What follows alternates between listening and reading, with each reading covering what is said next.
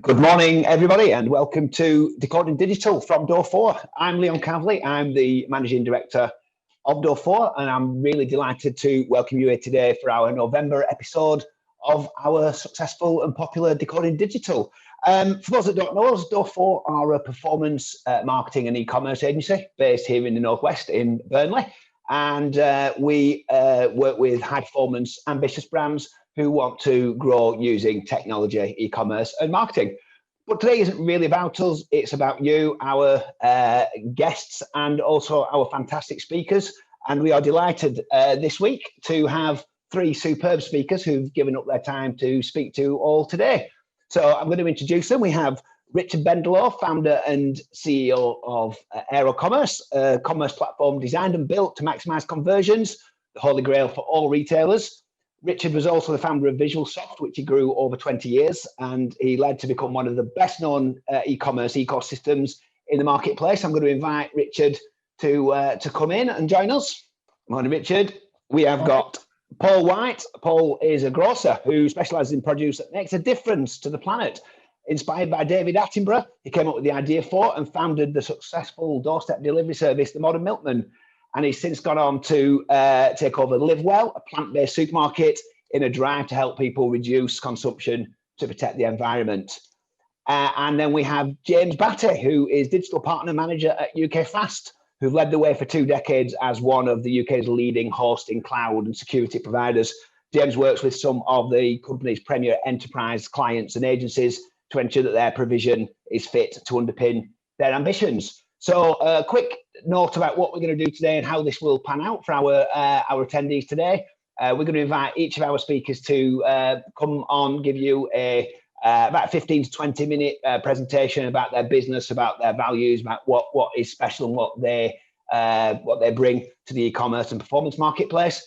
And then after that, what I'm going to do is invite questions and answers from all of our attendees. So you'll see there's a Q&A feature at the bottom of Zoom today. So if you click on Q&A, you'll be able to ask questions and we will collate these and put them to the panel at the end of the presentation. So we're in our lockdown mode here with Door 4 Decoding Digital. We're obviously in the second day of the UK's second lockdown. So we're all welcoming you from our home addresses and we hope that you're all staying safe and well too. Without further ado, I'm going to hand over to our first presenter this morning, who is Richard Bendelow from Aerocommerce. Morning, Richard. Morning. So I'm going to ask Richard to share his screen and he's going to take over for the next 15 minutes. Over to you, Richard. Thank you. Is that sharing okay?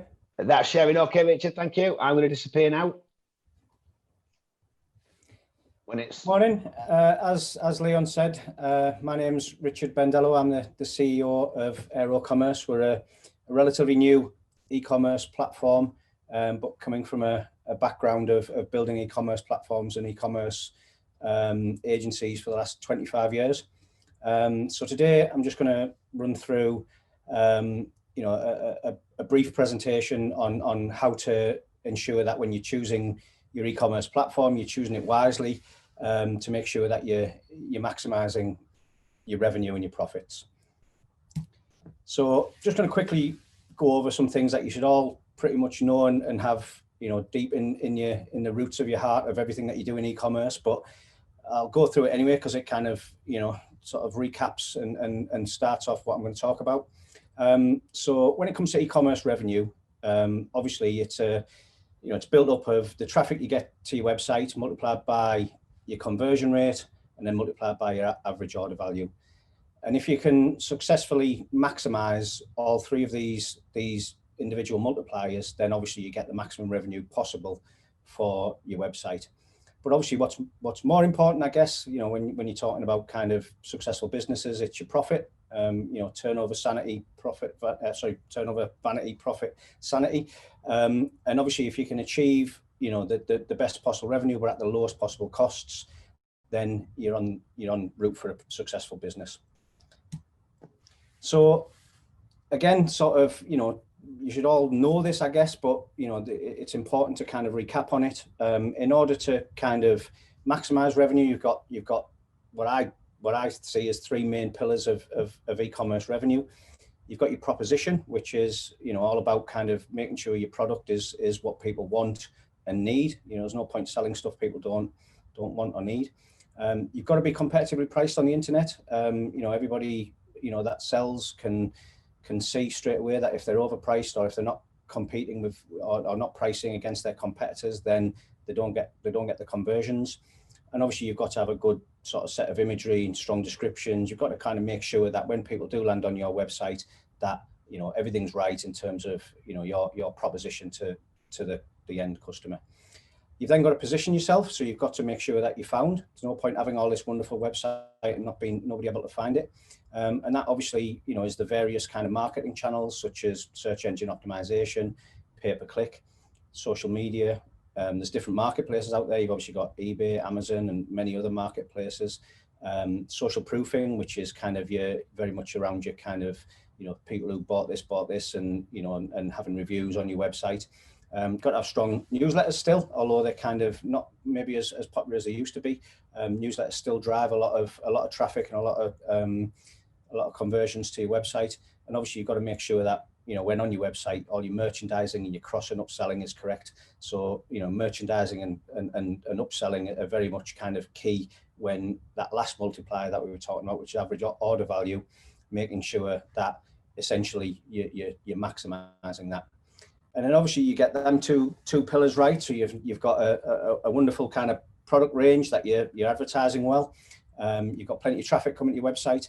Then you've got to make sure that your website performs. It's got to be fast. I'm not going to go too much into about speed of website, because I know James is going to cover a little bit more about the sort of importance of the speed of your website and your uptime and so on and so forth.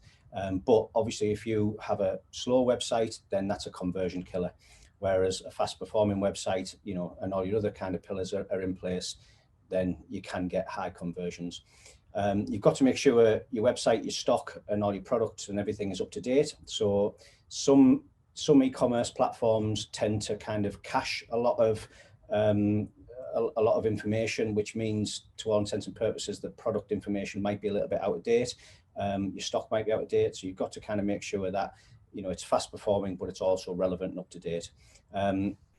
Your website's obviously got to be easy to navigate. There's no point having customers coming to your website and finding it difficult to get to your products. You've got to get customers into your funnel quickly, get them to the product quickly and sell that product to them. And obviously from a point of view of a lot of customers who come to your website, they need to make sure that when you're searching, you've got a relevant and fast search engine within your site.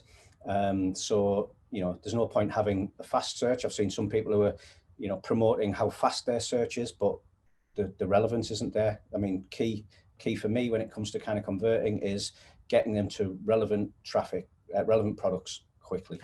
So you've got to make sure all of these pillars are in place. So when choosing your platform, you've got to consider these pillars as will the platform allow me to successfully position my product?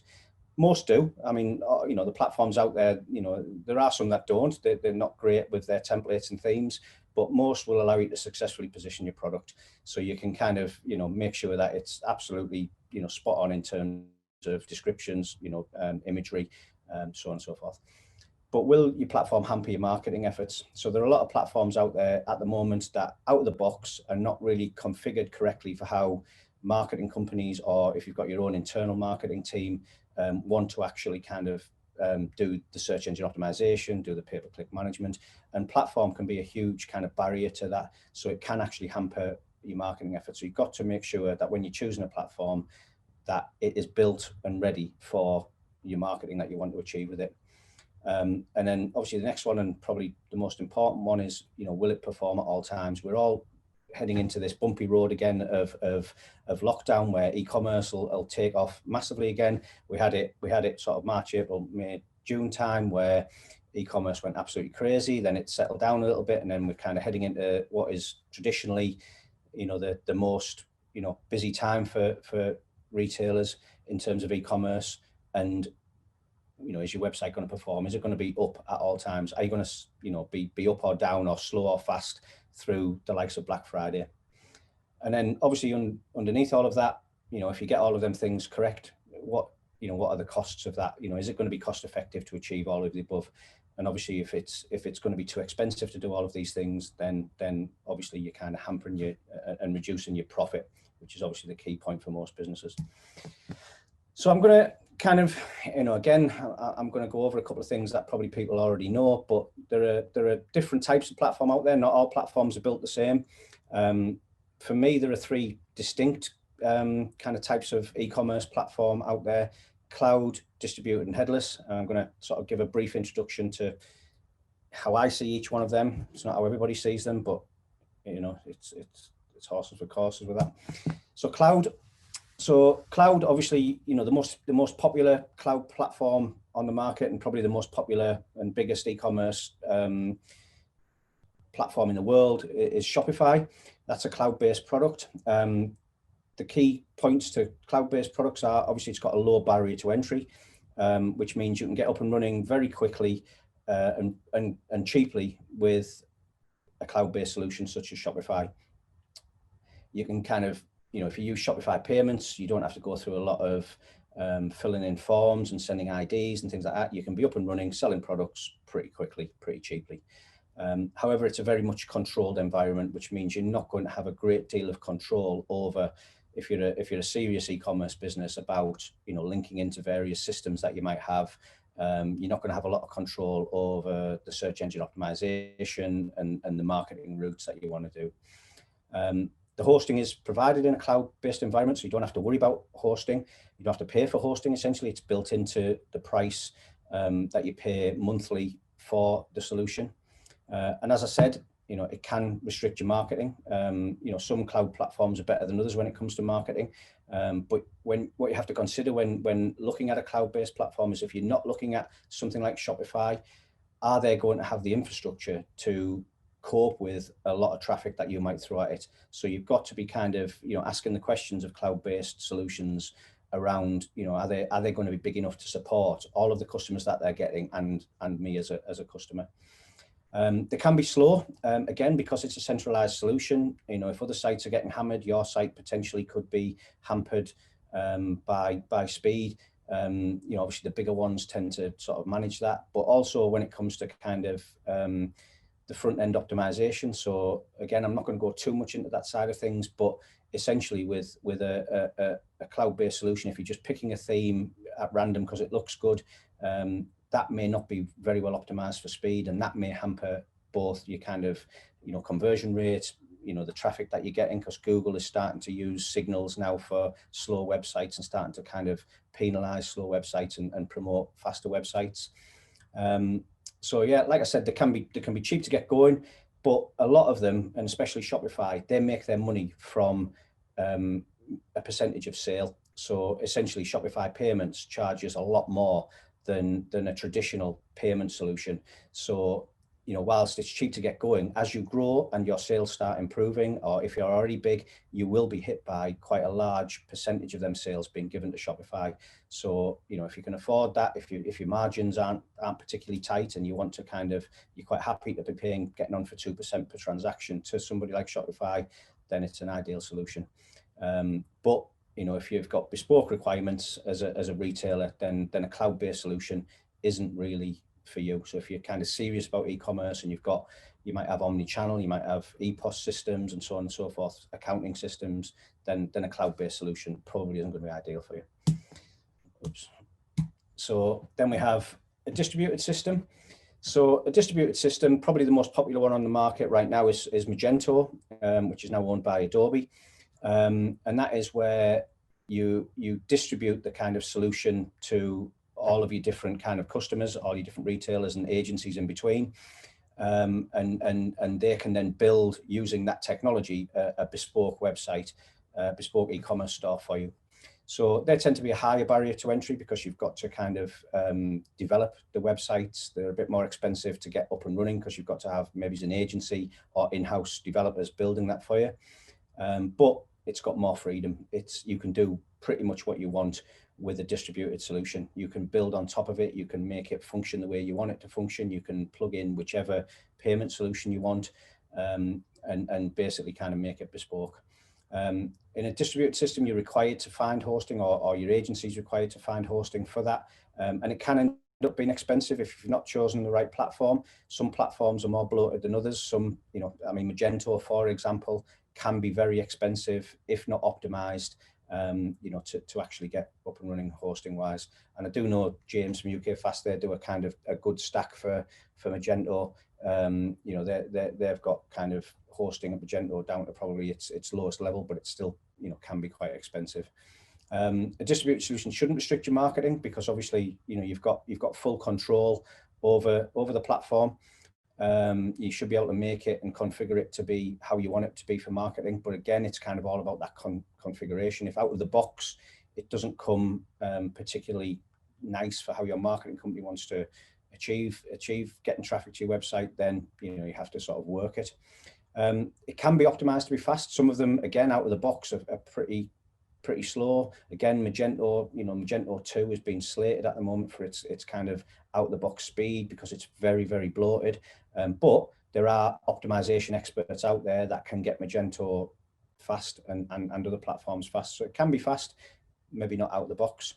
And like I say, it's more expensive to get going, but because you're not, or if you tie into a decent payment solution, it's going to be cheaper over time with growth. So if you're looking and you're serious about e-commerce, and or you're already kind of attracting a lot of sales, then a distributed platform is probably going to suit you better, because you've got the bespoke elements to it, and obviously you're not going to be paying a percentage of sales out to the likes of a cloud-based solution. So it's more suited to retailers with those bespoke requirements and who are serious about e-commerce. So there's a new kid on the block called Headless, which is essentially really just a technology buzzword. All it means is in a headless environment, the front end of the website is completely separate to the back end of the website. So there's a lot of like cloud and distributed solutions where they're kind of merged. So the front end and the back end are kind of intertwined in terms of data going backwards and forwards. In a headless environment, they've split that out.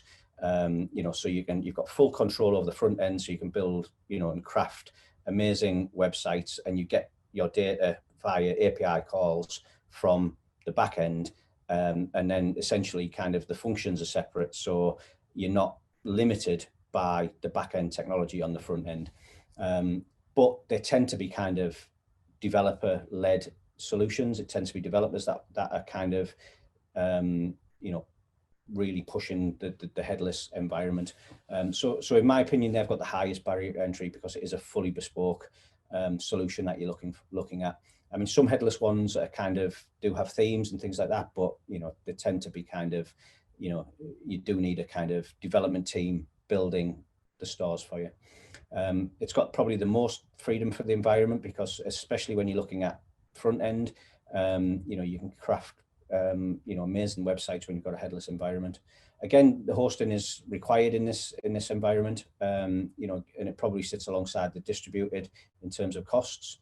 Again, it won't restrict your marketing, because your front end is completely being developed by your team.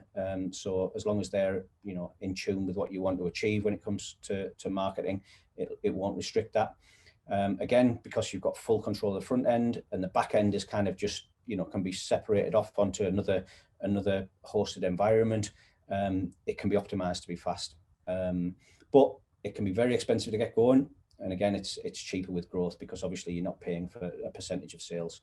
And I believe Headless is suited to retailers with in-house development teams and real bespoke requirements. So if you're a massive e-commerce retailer and you want full control over your e-commerce environment, then something like Headless is probably something you should look at.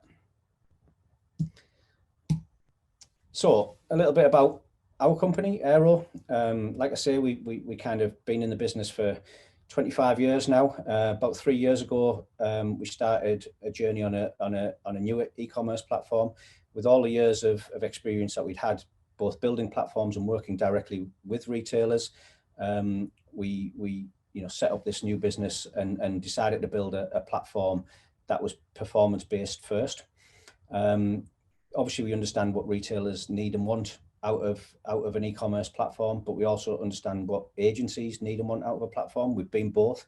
We were an agency. We were directly contracted to retailers, and we have built platforms over the years, over 20 years of building platforms. Given the chance to start again, as I was when I sold VisualSoft, I wanted to look at how we could build a platform that, I won't say kind of, fixed all the mistakes that we made. You learn from, I wouldn't call them mistakes. It's kind of just, we had the benefit of being able to start again and knowing what we knew and how we would like to do it again. If we could start again, this is what we've achieved. So it's lightning fast out the box. So everything that we do is performance based. We look at absolutely everything to make sure that it performs right. And if you've ever come across an aero site, the first thing that everybody ever says is, wow, that's fast. And we've achieved that by keeping it lean. We haven't bloated it with a lot of stuff that e-commerce, some complex e-commerce companies need. They're bolted in as modules, and the way that we bolted in these modules don't hamper speed.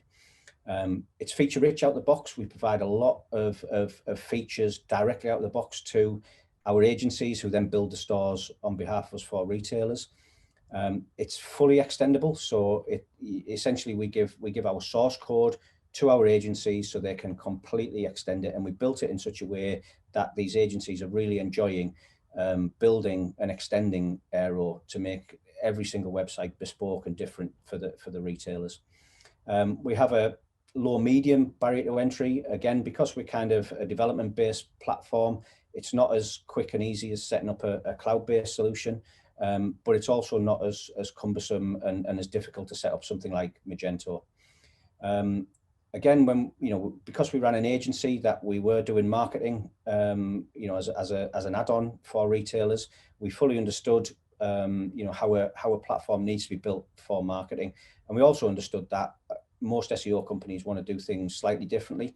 So when we built Aero, we made sure it was built purely for, a marketing environment. So it's very, very configurable for any SEO company to pick up. We worked with about a dozen SEO companies to ask them before we started this exactly what they wanted out of an e-commerce platform. We brought all that together and we made it so that, we're not dictating SEO, we're providing an environment on an e-commerce platform that allows companies to build on top of it their SEO functionality. So we're distributed, so out of the three items that I showed you earlier, we're distributed. We're a centralized code base that our agencies pull down the latest version, and then they build stores from, and then they can update that latest version. So we're centralized code based in a distributed environment. So you are required to find a hosting environment for this, and we have been working closely with James at UK Fast on a very, very optimized Aero-based solution that will keep the costs to an absolute minimum, but also provide a lightning fast environment. So kind of doing them two things hand in hand. Whilst we are a fast platform, obviously coupling that with a fast environment that's optimized for Aero doubles that speed. We can be a headless environment if required. So if retailers have got their own development teams and are wanting to develop the front end and kind of keep the back end to us, then we can kind of create that. We've got an environment for that. And one of the key things when it comes to that first slide about profit, we are vastly reducing hosting costs when it comes to these distributed environments. So a number of the kind of Magento sites that we've replatformed to Aero now are running at around 1/10 of the overall hosting and infrastructure costs, which is and performing probably 3 or 4 times faster. So just to conclude, I'm not sure how long I've been talking for now, but like Aero maximizes your conversion rate. It's a new platform that's lightning fast, which gets people to the checkout fast, and we're proving that with incredible results when it comes to conversion rates on replatforms. We're seeing significant increases just from a switch of platform. We allow you to perfectly position your product. We've built our themes again because we understand what retailers need and want. We built our themes to be built perfectly for you to position your product. We complement all of your marketing efforts. Like I say, we built the platform to be marketing friendly. It performs like no other. We've seen nothing like it on the market. some companies can get their websites performing nearly as fast as Aero with a lot of configuration, a lot of work, a lot of money spent on them, but they still don't actually perform as fast. And again, we minimize the infrastructure costs and overall costs. So we've provided something that I think most retailers, if I was a retailer, I would want to make as much money as I can from conversions, and I would like to cost me as minimal amount of money to actually achieve that. And again, just to reiterate, successful profit is achieved by maximizing revenue at the lowest possible costs. So I believe that Aero as a platform can achieve that for retailers, and hopefully you see it too. So there's my contact details. If anybody wants to get in touch, happy to take questions at the end, and I'll hand you back to Leon. Thank you very much for that, Richard. It's a pleasure to have you here on Decoding Digital this morning. Those of you that have got any questions at all for Richard, who is, I don't think he'll mind me saying, is a veteran of the e-commerce technology industry, certainly put them in the Q&A. A young whippersnapper veteran. I think we'll have a discussion about the definition of that one later, shall we? But thank you very much for that excellent presentation. Any questions? I know that the technology selection and platform selection is always a really tough discussion that all brands have at the beginning of that e-commerce journey, and certainly at different stages through that as they look to maybe re-platform and scale up. So with that, I'm going to move on to Paul White. Paul, who is a grocer and is the MD of LiveWell, is going to take over the reins. Morning, Paul, and over to you. Perfect. Thank you very much, Leon, and thanks for having me. I'll Thanks, Paul. Just share my screen and then we'll crack on.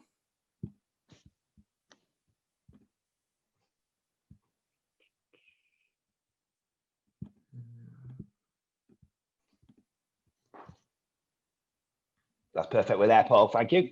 Yeah, perfect. Right.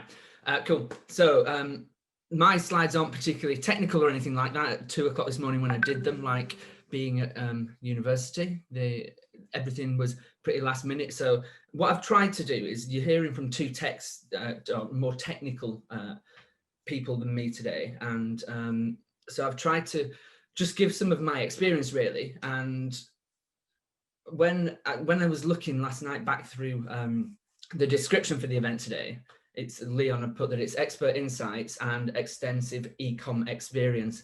And I thought, well, that's not me at all. I'm just somebody who had a few good ideas and they've worked. So hopefully I'm coming from a slightly different angle and coming at it from a brand point of view, so that if you're a brand, I can hopefully teach you some of the things that I've learned. Also, if you're an agency, then hopefully I can teach you a little bit about what it's like from the brand end of it. So I used to run a marketing agency, so I'm a little bit of a poacher turned gamekeeper. So I'm probably an agency's worst nightmare now, because I know so much that I pick everything apart really. I've always been really good with ideas, but when running an agency, wasn't particularly good at selling time, or I could sell the time, but then I didn't particularly enjoy working on other people's brands when I had all these ideas for them. But I recognized that we were great at selling products, and what I wanted to do is, you can only sell so much time, but you can sell a lot of products in that time. So I started thinking about going down the brand route. I've worked in food for a very, very long time, and I've always had sort of a bit of a social conscience. So there's a big social conscience element to everything that we do. On the first slide, it said mainly groceries, and that's because for the first time really, I'm just edging into some non-grocery stuff, which I'll cover in a second for you. And then, yeah, any questions at the end, yeah, that we'll take those. I would just say some of this is stuff that you can't learn, some of it's just gut feeling, but I'm telling you what my gut feelings are. Whether you take them on board or not, it's completely up to you. So just a little bit about my food journey really. I was the brand manager of Roaming Roosters, which was in Higham for about 3 years. Really enjoyed that. My degree is in agriculture, and that was a farm shop, but also a retail store, an online store. So there was a really good online offline mix there. And that was really driven. Each of these brands are driven by a different thing, and they've all been driven by a particular point in time, really, and consumer demands at a point in time. So Roaming Roosters was really driven by local produce and knowing where your food came from. And that was a huge thing 4 or 5 years ago. It's still prominent now, but there are things that are more prominent than they were then. Then I founded The Modern Milkman, and that came about literally because I was watching David Attenborough's Blue Planet, and I was sat on the sofa, and I thought, it was really hard hitting. I knew everybody else was watching it just by scrolling through social media. And I immediately thought, this is going to change the way that people buy products. People are going to be concerned about their plastic consumption. And I think we can do something to help. So joined together with 4 friends, and we bought the village milk round basically.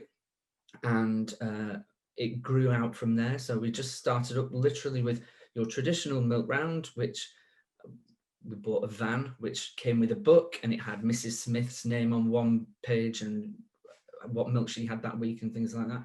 And then after about 3 or 4 weeks of doing it like that and going out in the driving rain trying to collect money, we knew that that wasn't the future of it. We had a traditional customer, and we knew that there were lots of people who wanted to join it, but the traditional way wouldn't attract those consumers because the convenience wasn't there. So anyway, the company grew hugely, and yeah, I sold out probably a month ago, 6 weeks ago, something like that. And it's a really successful company that operates across the north and into the Midlands, and it's something I'm really proud of. Whilst there, I worked mainly on the brand, absolutely loved it, and it's something that I will remain forever proud of. Then about 4 weeks ago, I bought Live Well UK, which is a plant-based online supermarket, essentially. That was something that was pretty new for me, because that was in a turnaround company, something I've not done before. I've always dealt with startups, so that's been challenging, and I've always worked specifically in the brand area of the business. So this was the first experience really of me having to take control of the business, of the whole business, and having to relinquish some of the brand stuff to other people, which has been quite difficult to do, because if you do it and you know how to do it and you know how you want it done, then you're quite a hard taskmaster with it.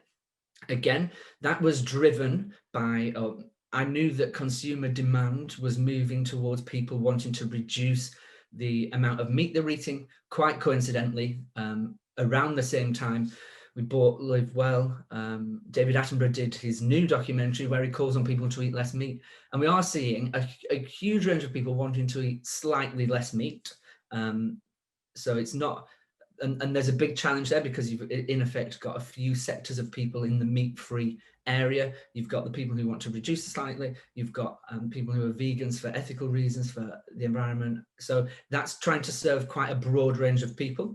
So that's been quite challenging but fun. And then I'm also the MD of a company called The House of Biscuits, which is a biscuit subscription box service, which began at the beginning of lockdown, again driven by consumer demand, and that's going really well. We're just going through a site relaunch this week. That's again, the consumer demand thing there is that biscuit demand shot through the roof during lockdown, and we saw a lot of people buying them as gifts for staff who were working at home, send them a virtual tea break and all that sort of stuff. So again, driven by demand. The next thing is pre-launch at the moment, launches next week, which is Plant Prep, which is essentially ready meals on subscription, delivered across the UK, really high quality, meat-free meals. So you'll have seen lots of ready meals that are delivered across the UK. We're trying to go for a really high-end meat-free version, which ties in really well with what we're doing at Live Well, and it's the same people involved. So it works really well, and that will launch this week. In fact, we're doing all the photography and that sort of stuff this afternoon for that. And then another thing, and this is the bit where I said I'm moving slightly out of groceries, is a brand new project that came about probably 48 hours ago, in reaction to the local lockdown, to the national lockdown, where we're going to attempt to take an entire high street online and offer a delivery network behind it. We think it'll be a UK first, and we're hoping to have that live by the beginning of next week. So yeah, keep your eyes out for that. And then there are already other high streets coming to us. So that's quite a big project to get sort of 30 stores online with delivery networks behind them. But we think there's a real opportunity there in terms of getting people online and future-proofing them, which will then physically support the high street. So yeah, that's where, that's a brief history of the brands. The first thing I would say is, in terms of, I think there are two parts to online really. There's the technical stuff, which the other guys will talk about, which is really important. There's small changes that you can make that will drive huge uptake in sales, but you've got to have the product right first. The product has to be right. There's no point having something that you think is right, but nobody else is going to buy. If you can get the product right, the sell will be, I would say, 90% easier.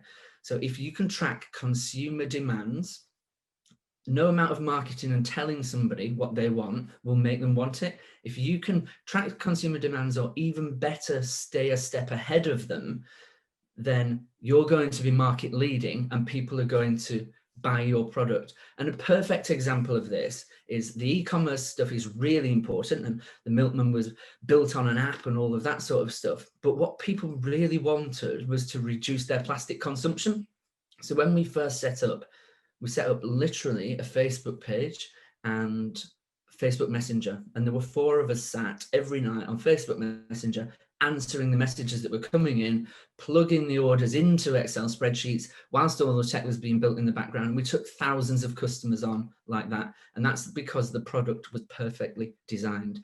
We're doing something similar with Live Well at the moment, trying to really work out, it was, when we took over, it was a dry goods store. And we're trying to, in effect, become a proper grocery store where you get your weekly groceries and it's not some sort of niche thing. So yeah, don't just come up with an idea and think because it's a good idea everyone will buy it. People have to actually want to buy it. And we did a lot of research with both of those two businesses in terms of employing consumer engagement specialists to go out and find out what people wanted. And so we were confident before we chucked a load of money at it.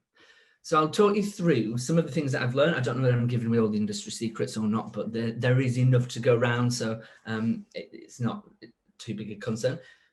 The number one driver for groceries, and I think it's for everything now, you only have to look at Amazon Prime, is that convenience is king. If you can offer convenience, you will get the sales. People want to order and to be able to get that product in the quickest time possible. Something that we did at Milkman was to have really late ordering, so you could order to the night before. As soon as we took over Live Well, the first thing we did was introduce next day deliveries. We're trying to speed that up even more. So it's all about somebody sat on their phone or their computer thinking, I want this and I want this now. And the quicker you can get it to them, then you're going to be the person they buy from. So above everything else that you take away from today, I would say the biggest driver, particularly in groceries, but in other things as well, is that convenience is king. And this is something that we're particularly trying with the high street stuff, that if you order from this high street, you will have the goods the next day. Probably, we think we'll be able to develop it where the high street model will operate quicker than Amazon can, not in cities at the moment. So that's something that, yeah, take that away from today. Convenience is king. Local and independent are still big drivers. I talked at the beginning about roaming roosters and how local farming and that sort of stuff was really important. Still a huge driver. It's just that other things have stepped above it. But if you can offer convenience and independence and local, then you're onto an absolute winner. Free delivery absolutely still works. It's not as strong as it was, but it's still a really, really strong buying point. If you can offer free delivery and convenience, people are going to come to you over anybody else. The one thing that isn't as important as it has been, and I have a feeling that, and this is just a gut feeling again, that this may change as we go further into the recession, is that price isn't as important as it maybe once was. If people can get convenience, if people can get free delivery, and people can support independence, the price is less important to them. Something that we've learned particularly at Live Well, is not to discount or to be very careful when you do. If you're going to chuck out a 20% sale, all you're going to your existing customers or new customers or whatever, all you're going to do is to condense all your sales for a period of time. Everyone will shop, they'll get a great deal, your margin will be lowered, and then your sales will just drop off a cliff for quite a long period afterwards. So be careful in your discounting, be clever in your discounting. Use discounts to get sign-ups, but use discounts on certain ranges. So it might be 20% off this range, the rest of the range is still full price, so you're still getting the margin that you need, and you're not going to get that rush where everybody stocks up the freezer, stocks up on toilet roll, stocks up on whatever, and then you're really quiet. So you're worse off as a result of doing that discount. Flexibility is key. And I think people are often, particularly people who build brands and where it's their passion, they cling on to something and they think over anything else, this must work. And this is something that I've learned. You've got to try things. You've got to know when to drop them, know when to pick them up, know when to turn on a sixpence. And that is a perfect example of the high street stuff that we're doing. We've got to be flexible. How can we pop this up? How can we prove over 6 weeks that it works? And then how can we roll it out as a national thing? Speed is more important than detail. Some technical people might disagree with that, but if you're trying to perfect something and it's not live, you're going to get no sales.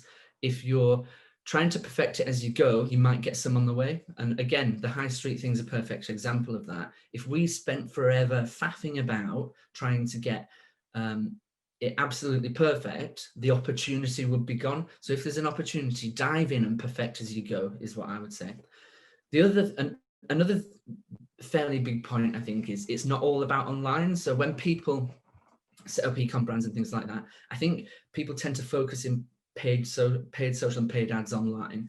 And there is a whole other audience out there, or a whole other marketing strategy that people should think about. There are lots of things we did. I mean, with the milkman, Boris Johnson got shut in our fridge. That was quite a big PR piece. We did some stuff around Christmas turkeys escaping at roaming roosters and being pardoned. We did a load of stuff last week about feeding holiday hungry kids with Live Well. There are lots of other things that you can do that aren't just online. And other strategies, like particularly with subscription, using canvases to go out and knock on doors, that you still can't beat that one-to-one conversation with the customer to build trust in your brand. And I think that's coming back slightly. It probably went away a bit and everybody chucked everything online. But if you can get that one-to-one contact, that's great. And certainly we're bringing in a sales team at Live Well who will just hit the phones, not necessarily selling direct, but just ringing customers and checking everything's all right, because I think we've got into a world where we slightly expect crap customer service from online and people get away with it, and that's not. And I think if we can surprise people with customer service, then that's great. Weigh up growth very carefully. You can think growing is fantastic, we'll chuck a load of money at this, but it's got to make the money. So just chucking into growth, it's got to stack up in the end. That's something that I've been bitten by and something that I watch very carefully. You've got to seize opportunity cautiously. Couple of examples of this. During lockdown, the Modern Milkman grew several times. That put a great strain on everybody who works in the business, but we did it in a managed way and it was really beneficial to the business. Live Well, on the other hand, they had an opportunity to sell loads of toilet roll. This is before we took over, and they sold shed loads of toilet roll. And what we've found since then is that's really caused massive issues in the business with things like infected databases of people who aren't our core customer, and they saw an opportunity to make some money. And that's really cocked everything up now. And that's taken quite a lot of unpicking. And we know from when we send out contact to customers, and people email or text us back saying up the Parma ham, that these are definitely not our customers. These are people who an opportunity has just been chased, and it's really, really short-sighted. Brand personality. If you can work with somebody who believes in the brand, believes in the product, you're onto an absolute winner. And build a great team. That's something that we've done, particularly over the 12 months, really well in terms of finance, ops. We've got a really great team, and that team now moves around with us on every project that we're working on. So yeah, that works. Quickly run through what a brand owner needs. Clarity from ad agencies is my biggest bugbear. So if you're an ad agency and you can tell me that for this money, I will get this many customers, and people very, very rarely want to stick their neck on the block. If you're the person that can tell me that, I will go with you, but then you have to deliver and you have to keep me informed about, it's about being upfront. You're going to get no customers for a month is fine. I'm not then sat there thinking, well, I'm spending all this money. Am I going to get a customer? So it's about honesty and clear targets, I think. I think you need to have the right product and the right brand before you have the right tech strategies. Once you've got those and people believe in it, you're onto a winner. Good, solid ideas and an end-to-end process. So that's not just forgetting about the product once it goes out of your door. How do you follow up that that's been delivered properly? Can you build your own delivery network? That's something that we've put a great deal of time into, making sure we've got the right delivery companies. The delivery might be slightly more expensive with DPD or somebody like that, but you know you're going to get an excellent customer service. With the high streets, should we put our own vans on the road and deliver it ourselves? In branded jackets, conversation on the doorstep, traditional sort of upper end supermarket customer service. Try to get ahead or on top of the buying patterns. It's difficult to do, but keep watching out all the time. Perfect example of this is at the moment, I go 3 times a day to a supermarket, different supermarkets, and just walk around and see how the stock's moving, and not just how the stock's moving on the shelves, but how the stock on top of the shelves is moving, just to make sure that we're stocking where others are running out, or we're going to be all right to look after that. Have that flexibility to pivot at all times and trust your gut instinct and be relentlessly build contacts. I was cooking for the Hungry Kids in school holidays last week. Made some great contacts this afternoon. I'm meeting them to talk about a new business opportunity. So every opportunity you get to know people, get to really know them. The regularity of sales is something that's really important. And a perfect example of this is when we were at Live Well, when it was all dry goods. So people weren't coming back regularly enough. So straight away, we introduced stuff that people needed to buy every week: veg, bread. People are going to add on. You're going to get your sales, and our average order value went up 4 times straight away. And then we introduced a subscription delivery service. So you paid $6.99 a month, and you got as many deliveries as you wanted, and that makes people then come back again and again and again. And the other thing is, for agencies to really understand margin. We've worked recently with an ad agency who said to us, well, it only cost you £8 a customer. And we said, yeah, but the average order value was 20 quid and none of the customers came back, and the margin's only 20% or 30%. And they said, well, nobody told us what the margin was. I think that's the first question people should be asking. What is the margin? So that you understand that there's longevity in the contract you're getting. The biggest opportunities at the moment, I think, the Attenborough effect, changing the planet. People are very conscious about making the planet a better place. If you can help to do that, that's great. Pivoting the high street is absolutely massive. So I think for a long time, people were trying to convince people offline to go online, and then people were setting up just online. And now, naturally, we've gone full circle, and we've reached a point where for the future of the high street, we have to help those people go online, and there's no better opportunity than now. Convenience, delivery, and service. If you can nail that, you've nailed it all. E-grocery, people are buying groceries online in their masses. If you can get on board with that and offer convenience, then yeah, you're onto a winner. Consider the wholesale process, as I've said, right through to the delivery, and have a social conscience. Actually believe what you're doing. If you're doing the Attenborough effect stuff, do it because you believe it. Don't do it because you think that it will sell more, because it will be disingenuous and it will be very, very clear to everybody. Just to reiterate, really, convenience is the 2020 way. Nail that and you'll nail it all. I don't really have anything to sell. I do a little bit of consultancy. If anybody wants to contact me, I do a little bit of consultancy around ideas and retail and stuff like that. Thank you very much, and we'll take questions at the end, I think. Excellent. Thank you ever so much for that, Paul. It's fantastic to hear from you.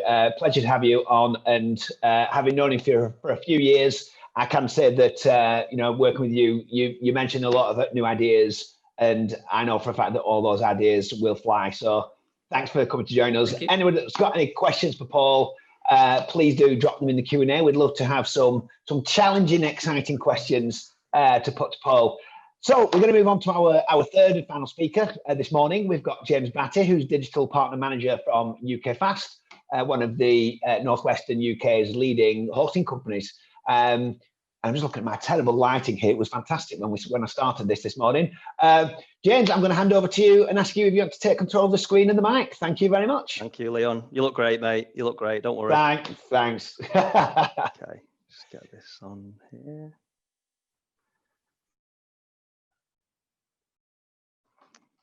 Are we good? We're all good. Over to you, James. Fantastic. Okay, thanks for having me on. Thanks, guys. That was very good. Very good. Tough act to follow. So yeah, I'm James from UK Fast. We're a leading cloud, multi-cloud and security provider in the UK. I own and operate 4 data centers around the UK and have a global presence for our security and CDN offerings that we provide. So I'm going to kind of talk to you a bit today about more from a hosting perspective.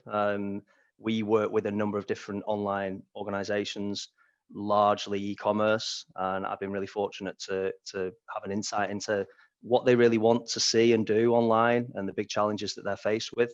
And then I guess beyond that, forming the partner team over the last kind of 7 or 8 years. And that's given us another kind of insight into how the different agencies work and the different kind of platforms that they use that Richard Famero alluded to earlier. So I'd like to think we've got a good understanding of what people want to see and do online. So I'm going to give you a quick run through the kind of hosting world and some of the things to look out for.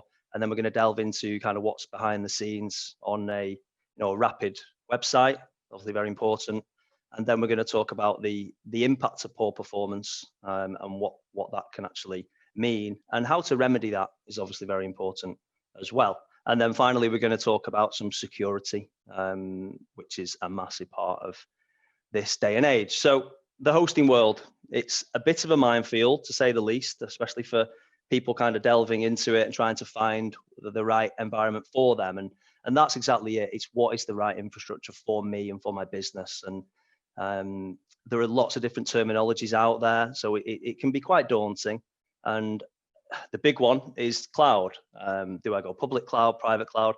Cloud in a nutshell is massive infrastructure that's all carved up, and you can have your own small piece and you can share that with people outside of your business, which is public cloud, or you can have a private cloud environment, which is another option. So the big public cloud players, Amazon, Azure, Google Cloud. At UK Fast, we provide those environments, and we provide a big kind of management and security and support wraparound on top of that, because when you go to those big players, you don't tend to get that as standard. And then we also provide public cloud from within our UK data centers. And it's really, again, it's about what's right for you as a business. And then you've got, dedicated servers. There's still a big place in the market for what some people would think is quite old school dedicated server offerings. But a lot of our e-commerce clients choose to go down that road because they want the peace of mind that they're not going to share with anybody, and they're not going to be impacted by anybody outside of their organization. And with some clever caching in front of a dedicated machine, you can really handle the spikes in traffic that a lot of these e-commerce sites tend to see. And yeah, another consideration is fixed cost, burstable. With the public cloud environments, you can find your costs. You just get hit at the end of a busy month with a bill. And in the current climate, not a lot of people want to see that. They like to know where their costs are going to be. So a few things to consider, and it really boils down to, I think, alongside a number of other things, but there are a few core questions that we tend to ask our clients. So what does your traffic look like? Is it predictable? Is it consistent?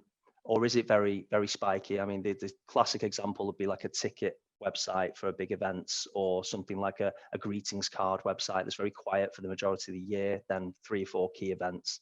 So they would need like a truly elastic environment, like an AWS, where it can stay very small, low cost, and then it can scale right up very easily and quickly, and then come back down. But again, as a multi-cloud provider like UK Fast, you can have these conversations and help clients understand what is best fit for them, and put the options forward. So what's the cost of downtime? Nobody wants to be offline ever, but things do break. That's why UK Fast exists. So it's a question of what is the impact to you of being offline, and how much is that going to cost you? And it does form part of the conversation. And then another big part is the security requirements. A lot of clients come to us having had a security issue, or they're coming to us hosting very sensitive data, or they're taking payments directly through their website, PCI considerations, things like that. So alongside a number of other questions, I'd say they're kind of 3 core things to consider. So what's behind the scenes of a rapid website effectively? What are you looking for? I think it's a combination of factors ultimately that need to come together. There's no point having a really nicely designed website that's been optimized really well, and then you put it on a shared hosting platform for £2 a month that's hosted in a completely different country from where you're trying to target. That will have a massively negative effect. And vice versa, there's no point having an amazing hosting environment and then having a website that's badly designed. So there's a number of factors that need to come together to have the kind of the desired result. A well-optimized website and a well-optimized server infrastructure, I would say, are the 2 key things to get started. And then putting those on a fast network. I sometimes use the analogy of there's no point having a fast car if you're trying to drive it down the M25 at rush hour. So you need to have that website, that server infrastructure, and it needs to be on the right network that's not shared with millions of people, and it's going to slow down. And of course, it needs to be reliable. So these are questions you should be asking, I would say, of a hosting provider. Planning ahead for peak traffic, obviously Cyber Weekend round the corner. Again, if your site is hit with a lot of traffic, it's going to slow down unless you've considered the right environment and you've got the right measures in place. So load testing ahead of Cyber Weekend was something we would always recommend to clients, and just planning ahead. That's really important. And this is a huge one that a lot of our e-commerce support team will always be working closely with our clients on, is helping them with the caching side of things. So serving the images and the frequently viewed content as close to the edge of the environment as possible. So those pages, we hear the term time to first byte, really important to get your caching right. And there are lots of different platforms that you can use. So, you'll recognize Magento, very popular, but let's make no bones about it. It's a big, cumbersome platform, and it's an ongoing challenge within our support team to get that running quickly. There's so many features in there. Shopware is very much a newer kid on the block, similar to Magento. And then you've got someone like Aero. I know you've heard from Richard, but we're working really closely with the guys there, and it's just like chalk and cheese in terms of the performance you get from an Aero site. Very different proposition, like you said. It's very much more lightweight. Not great from our perspective because it hardly needs anything to host it. So we don't get a big a big kind of hosting environment like you might need for a Magento site. But yeah, our engineers love the Aero platform, and we're doing a lot on there. So the magic formula, in essence, is your well-built, optimized site, fully optimized hosting infrastructure, sitting on a reliable and fast network. Simple, eh? And then it took a while for Google to actually admit this, and we had a few back and forths with them many years ago. But yeah, speed is a ranking factor. I think everybody knows that now. So what is the impact of poor performance?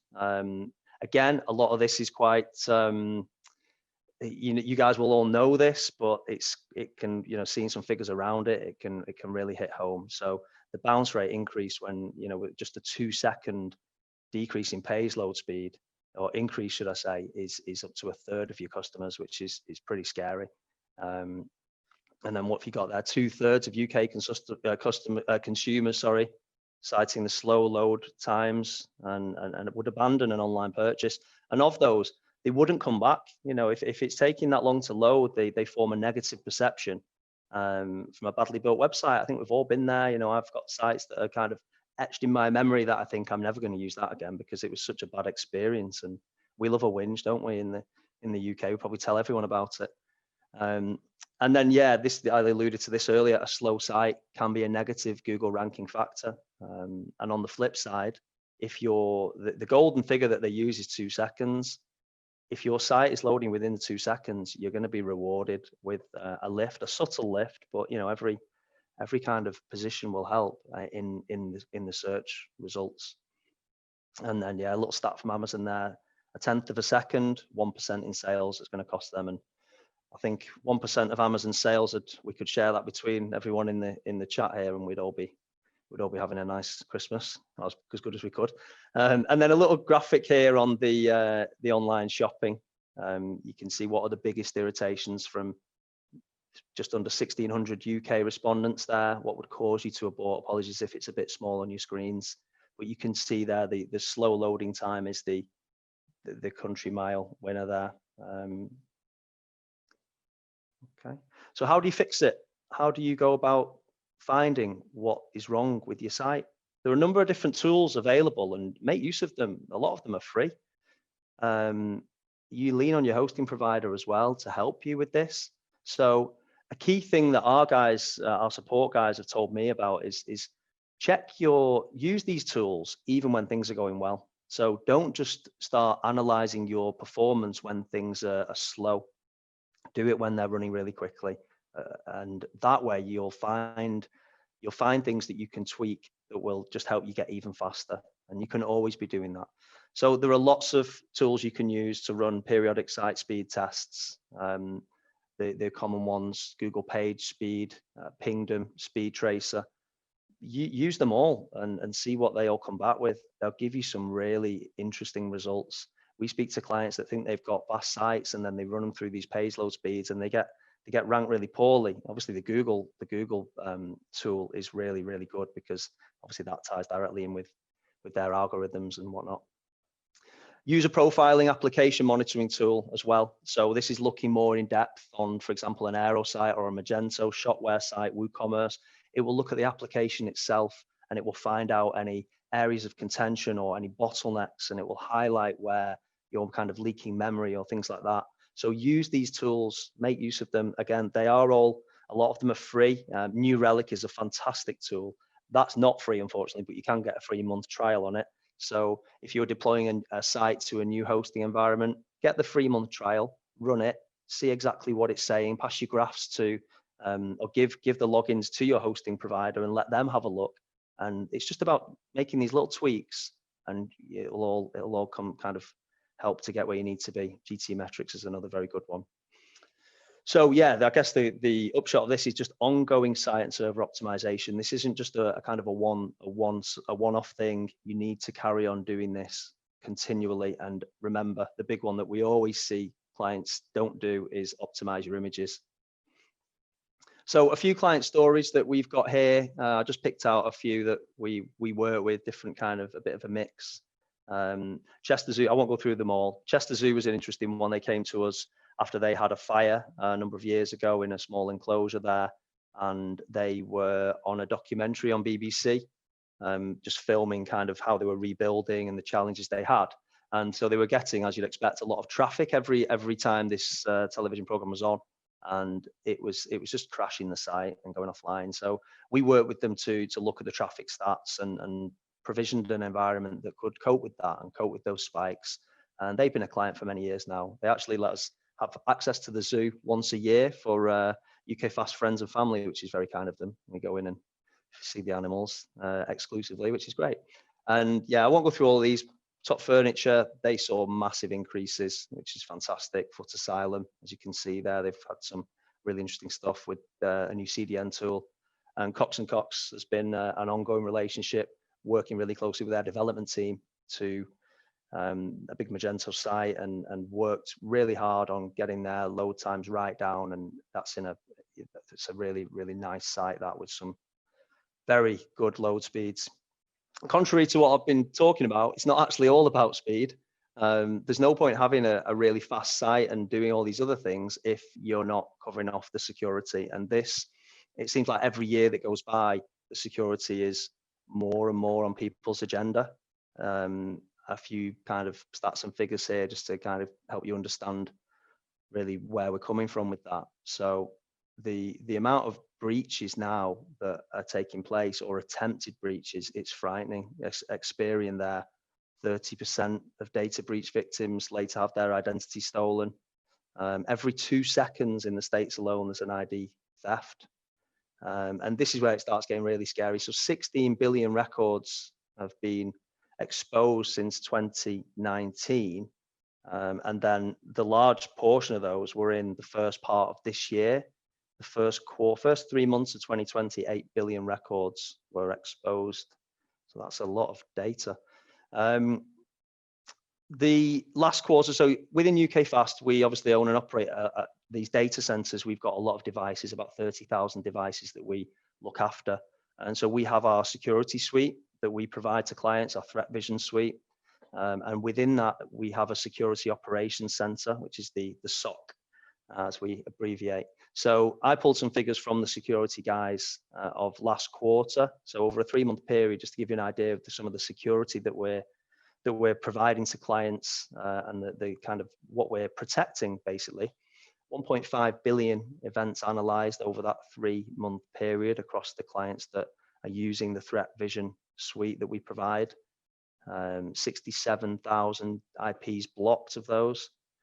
You've got 82.5 million attacks that have come in. And these have all been fended off in different ways using the technology that we have in place.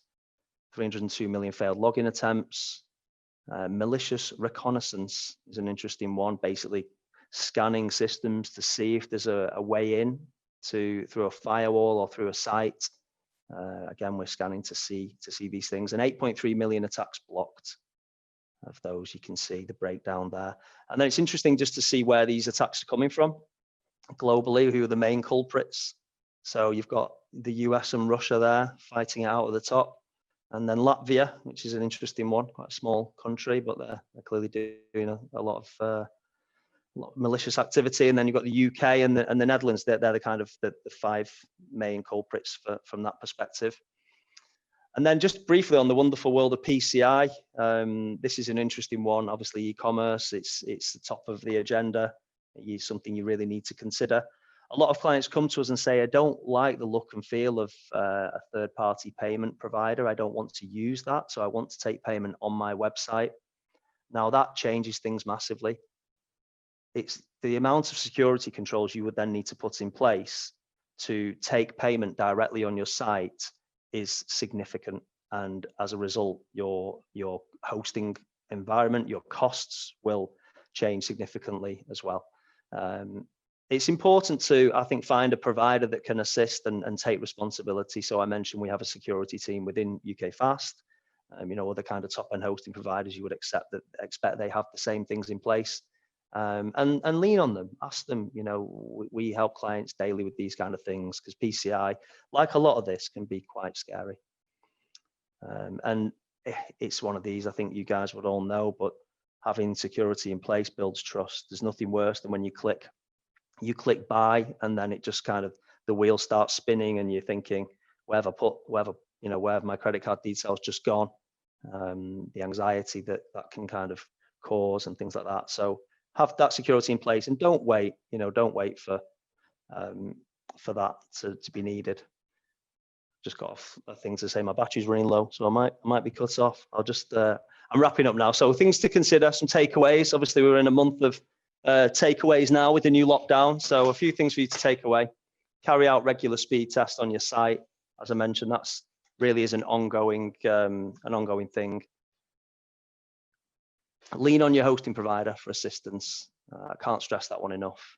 Don't just kind of try and tackle it yourself. Ask them to help, and continually look to optimize your website. It is like the other one. It's an ongoing thing, and this is a massive one. Don't wait until you've had some kind of security breach to put that in place. Tackle that head on. Ask the question. Put some things in place now. And that's me. Thanks for listening, guys. Welcome any questions at the end. That's excellent. Thanks very much for that, James. That's really, really useful. I'll let you plug yourself in and make sure that you've got your battery ready for questions. That brings that's our 3 speakers that have given up the time today. Thanks very much. Any other questions? Quickly get them in because we're going to move on very quickly. I'm just going to bring my fellow colleagues back in. If you want to just stop your screen there, James. There we go. Yeah, we've got all of our guests on now. So with the questions, there's a question from Ewan. This is for Richard Vendlow.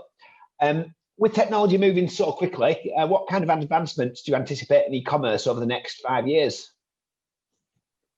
It's an interesting question. I mean, if you look back 5 years and look to where we are now, I would say not a lot has actually changed fundamentally.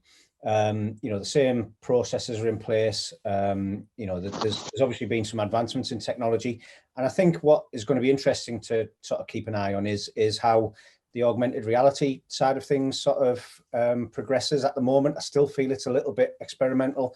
There are some kind of furniture sites that are doing it well, but fashion sites where you can kind of maybe try on or see what you're going to look like in a particular dress. Sorry, might kind of that may be something that kind of becomes a little bit more mainstream throughout. But I think in e-commerce in general, not necessarily sort of technology wise, I think and I hope we're going to see a bit of a move away from kind of the marketplaces.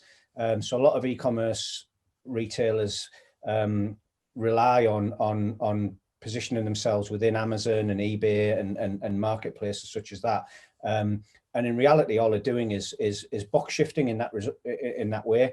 I mean, as Paul said earlier, the key is to kind of to manage and do all that yourself and do it properly and do it right. And if you can achieve that, then you do build your own brand. Whereas essentially, if you're just selling products through Amazon, you're just increasing their brand. And they carry on squeezing money out of retailers. They're expensive to sell through. So I would hope that in the next 5 years, we kind of, there's a bit more kind of decentralization of the likes of Amazon, and more companies are more proud of their own brand and their own website, and even to the point of stop selling on the likes of Amazon and only sell on their own website. But yeah, technology wise, I think, it's difficult to predict. I think over the next year or two, there's going to be a simplification of e-commerce. I think a lot of companies have overcomplicated their websites by adding on the next feature, that each individual feature, has a marketing kind of rhetoric to it around, it will increase your conversion rates by this, it will do this for your business. But put them all together and you end up with what we call a Franken-site, where you've got far too many features competing with each other for the same space on the website, and you end up kind of putting your customers off with too many. So I think over the next probably year or two, hopefully I can see a bit more of a simplification of e-commerce, back to basics almost. Brilliant, thanks, Richard. Paul and James, do either of you have anything to add to that question? Just to quickly add on the Amazon thing, really, when we took over LiveWell, it has an Amazon platform, and that's quite difficult to manage. And that's certainly it probably accounts for about a quarter of the company's sales at the moment. And that's something we're really conscious of. The first thing we did is review the Amazon sales to make sure they're making money. And then over the next 12 months, it'll certainly be a strategy of ours to move away from Amazon. It's handy at the moment because it still plugs that cash gap, but certainly I think what Richard's saying is absolutely right. It's about our brand, not Amazon's, and for now it's all right for some volume, but certainly our strategy over the next 12 months will be to get away from that. I just wonder, James, is there anything that you wanted to add to that?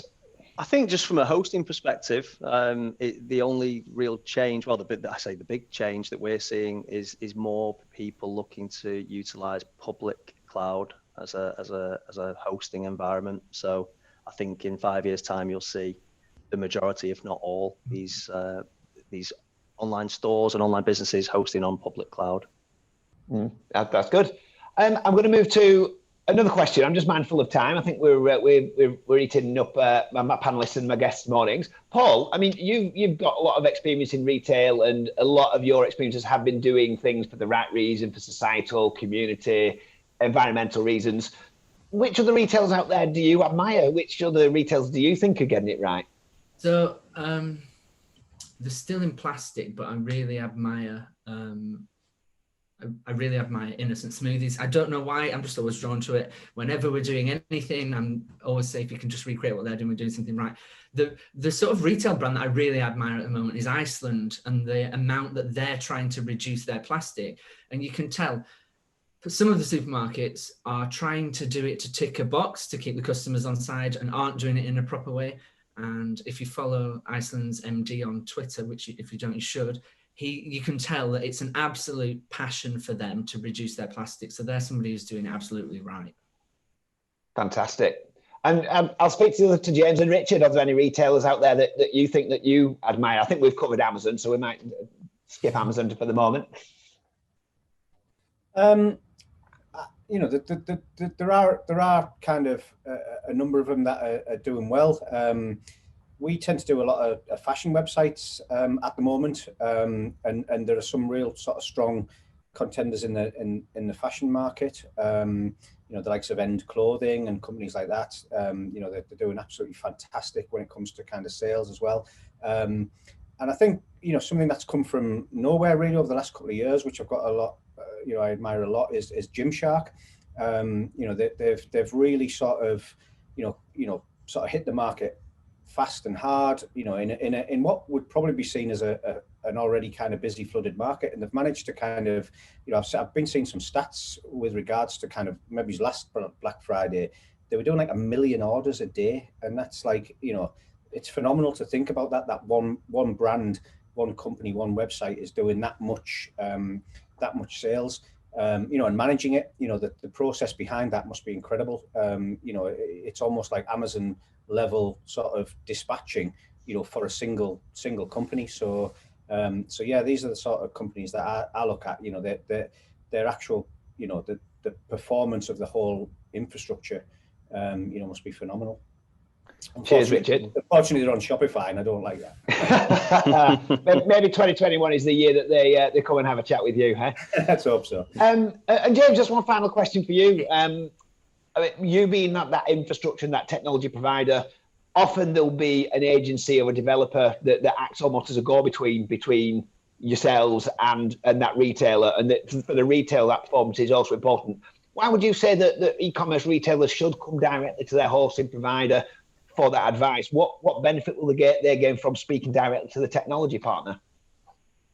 Yeah, good question. I think just maybe not missing any of the messages, the key points really. You know, when we're kind of directing conversations through, let's say, an agency partner, we're relying on them to relay everything and all the kind of little bits that we pass on. And there's a lot to consider. You know, I've just touched on a few things here. So I think we can have a more in-depth discussion with the clients and understand what their challenges are and their goals for the future, and factor that into the kind of environment that we're going to put in place. So I'd always encourage people to, my details on the slide, they use us as a soundboard. You know, if you want to have a chat and just run some ideas by us or anything like that, it's we're more than happy to just give advice and help people. Brilliant. Thanks, James. I'm going to bring us to a close. I'm aware that there's a couple of other questions that have started to come in, but I am mindful of my panelist time this morning. So thank you very, very much to James Batty from UK Fast, Paul White from Live Well, Richard Bendelow from Aero Commerce this morning for giving up the time. This is the last Decoding Digital of 2020. We're looking forward to next year's event. So any of our panelists, any of our guests that have got ideas for any topics or speakers that they want to hear, or if you yourself want to come and join us, then please let me know. But with that, we'll say good morning, have a great Friday, have a great weekend, and we'll see you all soon. Thank you very much, everybody. Thanks, panelists. Thank you very much. Bye.